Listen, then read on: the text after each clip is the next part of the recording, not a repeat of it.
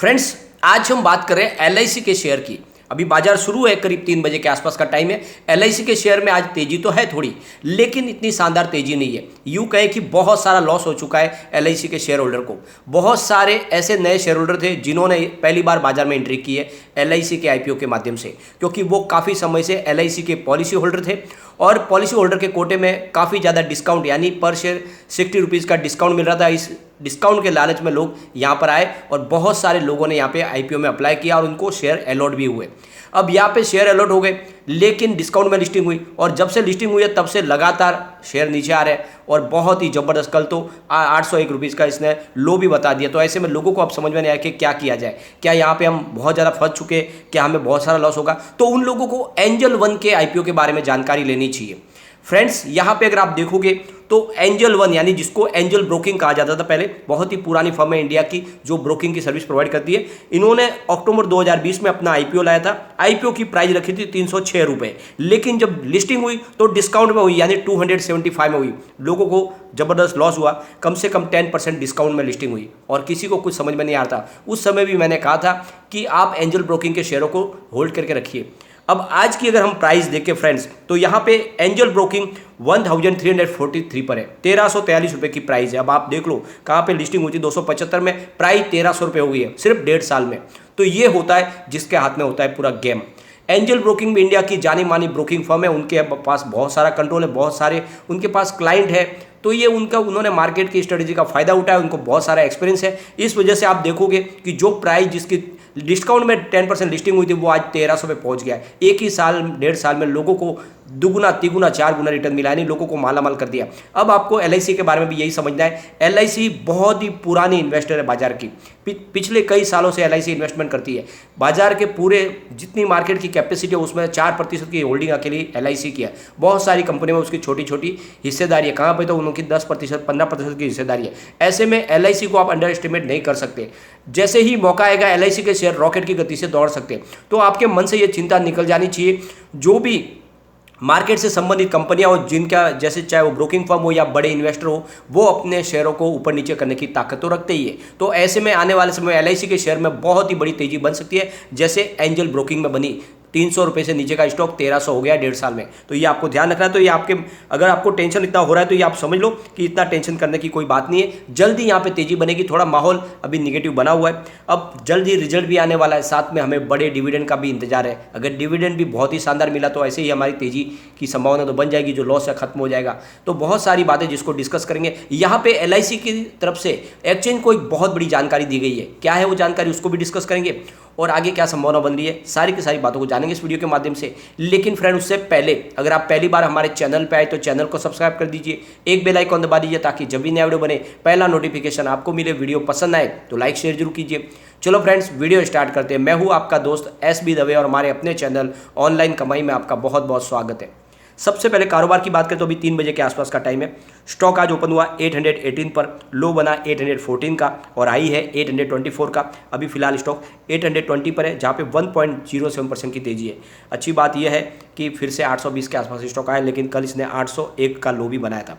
अब BSE Sensex की बात है तो यहाँ पे अच्छी खासी खरीदारी हो रही है। फिलहाल सेंसेक्स 54,774 पर है, जहाँ पे 0.96% की लगभग 1% की तेजी है, 522 पॉइंट ऊपर है। निफ्टी 50 की बात करें तो 16,328 के स्तर पर 0.98% की तेजी है। यहाँ पे अगर आप देखोगे तो कंपनी अपना क्वार्टर 4 का रिजल्ट पेश करने वाली है। इन्होंने तारीख अपनी फाइनल कर ली है, यानी 30 मई, इसी महीने की 30 तारीख को रिजल्ट पेश करने वाली है कंपनी। और साथ में कंपनी की तरफ से कहा गया है कि वो डिविडेंड का ऐलान भी करेंगे। और ये आपको खास बात का ध्यान रखना है, पिछले साल एलआईसी ने डिविडेंड अपने शेयर होल्डर को नहीं दिया, इसका मतलब 2 साल का डिविडेंड साथ में मिलने वाला है। तो इस बार डिविडेंड बम्पर होने की पूरी संभावना है। दूसरी बात, जिस तरह से सरकार की भी किरकिरी हुई है, ये लोगों को लॉस हुआ है, उस वजह से सरकार यहाँ पे बहुत बड़ा एक अनाउंसमेंट कर सकती है कि डिविडेंड की जो अमाउंट है वो बड़ी हो सकती है और जो लॉस हुआ है उसको कवर करने की कोशिश की जा सकती है। क्योंकि अभी भी जो होल्डिंग है वो बहुत ही कम मात्रा में रिलीज की गई, अभी बड़ी होल्डिंग बाकी है, जिसको हो सकता है कि आने वाले समय में एफपीओ के माध्यम से बाजार में लाया जाएगा। तो एक अच्छी सिचुएशन बनेगी, तभी वो लाया जाएगा, तभी लोग उसके शेयरों को हाथों हाथ खरीदेंगे। तो ऐसे में सरकार की तरफ से एक बड़ी अनाउंसमेंट हो सकती है, तो इसमें कोई चिंता वाली बात नहीं है, पोजीशन पॉजिटिव बन सकती है। दूसरी तरफ और ध्यान रखें कि जो भी LIC से संबंधित लोग हैं, चाहे उसके बोर्ड मेंबर के सदस्य हो या जो भी LIC एम्प्लॉयज हो, सबके लिए फिलहाल ट्रेडिंग विंडोज़ क्लोज कर दी गई है। उसके पीछे सबसे बड़ी वजह यह है कि इनसाइडर ट्रेडिंग का एक लॉ बनाया गया था सेबी के माध्यम से, जिसके जब तक यहाँ पे आप देखोगे कि LIC के शेयर का जो क्वार्टर फोर का रिजल्ट डिक्लेयर नहीं हो जाएगा, उसके 48 घंटे के बाद में ही ये ट्रेडिंग विंडो उनके लिए खुलेगी और ये ट्रेडिंग विंडो 17 मई से उनके लिए बंद कर दी गई है। तो ये आपको खास ध्यान रखना है कि फ़िलहाल जो भी LIC से संबंधित लोग हैं वो ट्रेडिंग नहीं कर पाएंगे। अब यहाँ पे इसकी परफॉर्मेंस अगर हम देखें तो 801 इसका 52 वीक का लो है जो कल बना, और 949 इसके IPO की प्राइस है। फिलहाल स्टॉक 820 के आसपास है। तो यूँ कहे तो काफ़ी ज़्यादा लॉस हो रहा है लोगों को, और इस समय जो भी है राहत सरकार की तरफ से इंतजार किया जा रहा है कि कुछ ना कुछ अच्छी अनाउंसमेंट की जाए। अब सबसे बड़ी बात यह है कि क्वार्टर फोर कैसा रह सकता है। तो पिछली बार इनका क्वार्टर शानदार था। अगर इनके रेवेन्यू की बात करें तो 1.75 लाख करोड़ रुपीज़ निकल कर आया था। नेट इनकम इनकी 834.42 करोड़ रुपीज़ की है, और इनका डायलूटेड EPS 1.32 निकल के आया था। नेट प्रॉफिट मार्जिन 0.48% की शानदार थी। तो आप देखोगे रिजल्ट बेहतरीन था, और ऐसे ही रिजल्ट की संभावना इस बार भी बनेगी। हो सकता है इससे अच्छा है। कुल मिला के आने वाले समय में यहाँ पे अब जो गिरावट होनी थी हो चुकी है, बड़ी गिरावट की कोई संभावना नहीं है। ऐसे में आपको यहाँ पे आप समझ लो कि निवेश को बनाए रखें, और मैंने आपको बार बार बोला है कम से कम 2 साल के नज़रिए के साथ अगर आप अपने शेयरों को होल्ड करके रखोगे तो इसकी प्राइस मुझे लगता है आने वाले समय 2000 को जाने की पूरी संभावना बनती है। जिस हिसाब से एंजल ने अपना कमाल करके दिखाया, आने वाले 2 साल में ये भी 2000 को टच आराम से कर सकता है। कोई डरने वाली बात है नहीं। यहाँ पे काफ़ी लोगों को चिंता भी हो रही है कि क्या इसकी प्राइस भी पेटीएम जैसी डूब जाएगी। तो ये ध्यान रखें कि पेटीएम ने जो अपना IPO लाया था उसकी वैल्यूएशन ऑलरेडी उन्होंने बहुत ज़्यादा रखी थी, जो बाजार में किसी को भी हजम नहीं हो रही थी, और इसीलिए जब पेटीएम का IPO आया उसके बाद में उसकी हालत बुरी होती गई और लगातार लॉस होता गया। और ये बात सबको समझ में आ रही है। LIC की बात ऐसा नहीं है। LIC ऑलरेडी अपनी जो प्राइस रखी है इससे पहले ज़्यादा रखने वाली थी, लेकिन उन्होंने बाजार की हालत को देख के डिस्काउंट किया है। तो ये जो अभी शेयर आपको अलॉट हुए डिस्काउंट रेट में ही है। तो वैल्यूएशन फेयर है, क्योंकि बड़े बड़े जो रिसर्च एनालिस्ट है उनका भी कहना है कि दूसरी प्राइवेट कंपनियों के मुकाबले अगर देखें तो ये जो LIC के शेयर आपको दिए गए वो काफ़ी ज़्यादा फेयर वैल्यू में। तो यहाँ पे बड़ी गिरावट की कोई संभावना नहीं। जल्दी गिरावट थम सकती है, लेकिन एक माहौल निगेटिव बनाए तो इसका असर तो देखने को मिलेगा। दूसरी तरफ जो रिटेल इन्वेस्टर है जिनको बाजार का कोई नॉलेज ही नहीं है, वो तो यही चाहते कि जैसे हमारी प्राइस आएगी तो हम निकलने की कोशिश करेंगे, यहाँ से हमको अपना पैसा निकाल लेना है। इस सिचुएशन में भी यहाँ पे निगेटिव माहौल बना हो तो थोड़ी ये संभावना अभी भी रहेगी। जब तक रिटेल इन्वेस्टर को कुछ या तो बेनिफिट नहीं मिलेगा या फिर उनकी जो भी उनकी बाइंग प्राइस के आसपास प्राइस आएगी तब दबाव बनेगा और शेयर थोड़ा सा नीचे आएगा। लेकिन जल्दी फिर यहाँ पे नॉर्मल माहौल हो जाएगा। जब नए इन्वेस्टर यहाँ पे एंट्री करेंगे तब तेज़ी बननी शुरू हो जाएगी।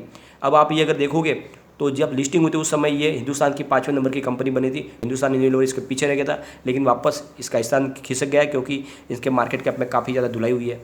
फ्रेंड्स, जैसे कि अब आपको पता ही होगा LIC पब्लिक लिस्टेड कंपनी बन चुकी है, और बाजार में लिस्टेड होने की वजह से अब उसको हर अपनी नए प्रोडक्ट की जानकारी एक्सचेंज को देनी पड़ती है, और जो भी उनका नया कारोबार है उसके बारे में हर जानकारी देनी होती है। तो अब इन्होंने एक नए प्रोडक्ट को लॉन्च किया, इसकी जानकारी एक्सचेंज को दी गई है। तो LIC की तरफ से एक नया प्रोडक्ट लॉन्च किया गया जिसका नाम है LIC बीमा रत्न, और ये जो लॉन्चिंग है उसकी 27 मई 2022 की इसकी डेट है। और एक नया प्लान है जो डोमेस्टिक मार्केट के लिए। तो एक LIC की तरफ से एक नया प्रोडक्ट और लॉन्च किया गया है। जिस तरह से आपको पता है हुआ LIC अलग अलग पॉलिसी प्रोवाइड करती है अपने अपने पॉलिसी होल्डर के लिए। तो ये एक नया इनकी तरफ से प्लान लाया गया और इसकी जानकारी दी गई है कि ये 27 मई से लागू हो जाएगी, यानी ये आज की तारीख से लागू हो गई पॉलिसी। तो इसकी जानकारी एक्सचेंज को दी गई है। अब यहाँ पे अगर हम कम्युनिटी सेंटीमेंट देखें तो स्टॉक के साथ अभी भी बना हुआ है। 74% बाई की कॉल है, 19% सेल की कॉल है, 7% होल्ड की कॉल है, यानी अभी भी 100 में से 81% लोग इसको लेना पसंद कर रहे हैं। एक बार इसके पिवट लेवल को चेक करेंगे डेली लेवल पर, तो यहाँ से गिरावट होती है। 800 का पहला सपोर्ट है, ये सपोर्ट टूटेगा तो 788 तक स्टॉक जाएगा, और वो भी नहीं रुका तो फिर 776 तक भी जा सकता है।